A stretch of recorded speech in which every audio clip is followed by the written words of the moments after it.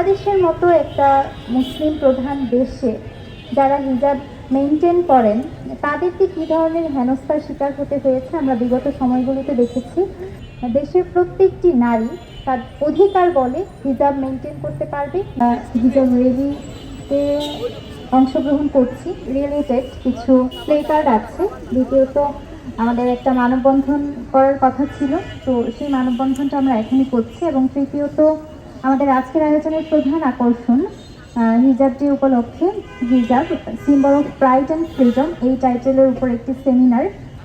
এবং আমাদের সেমিনারে আজকে বিশ্ব বরেণ্য আলেম আমাদের উদ্দেশ্য করে আলোচনা রাখবেন। তাছাড়াও বিভিন্ন স্কলাররা আলোচনা করবেন।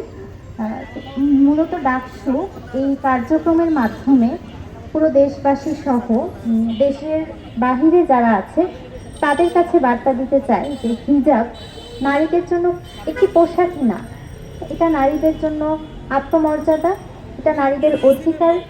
হিজাব নারীদের স্বাধীনতা, সম্মান এবং গর্বের প্রতীক।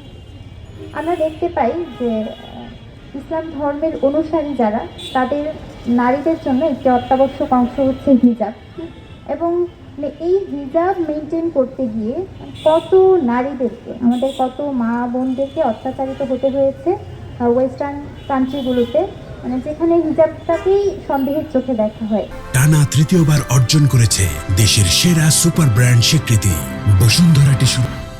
এবং বাংলাদেশের মতো একটা মুসলিম প্রধান দেশে যারা হিজাব মেনটেন করেন তাদেরকে কী ধরনের হেনস্থার শিকার হতে হয়েছে আমরা বিগত সময়গুলোতে দেখেছি।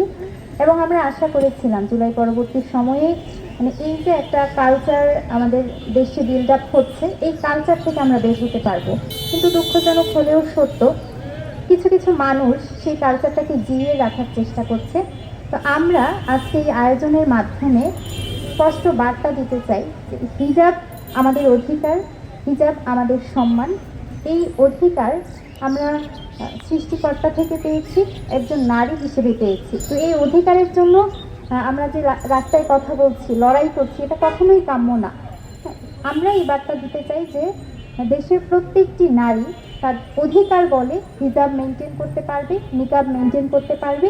এবং এই যাবৎকালে হিজাব নিকাব মেনটেনের কারণে যত নারী নির্যাতিত হয়েছে আমরা প্রত্যেকটি ঘটনার নিন্দা জানাই, প্রত্যেকটি ঘটনার বিচার চাই। এবং পরবর্তীতে আজকের পরবর্তী সময়ে বাংলাদেশের যে কোনো প্রান্তে, যে কোনো শিক্ষা প্রতিষ্ঠান, কর্মক্ষেত্রেও কোনো জায়গায় কোনো নারীরা যেন হিজাব পরিধানের কারণে বঞ্চিত না হয়, সেই আহ্বানের মাধ্যমে আমার কথা শেষ।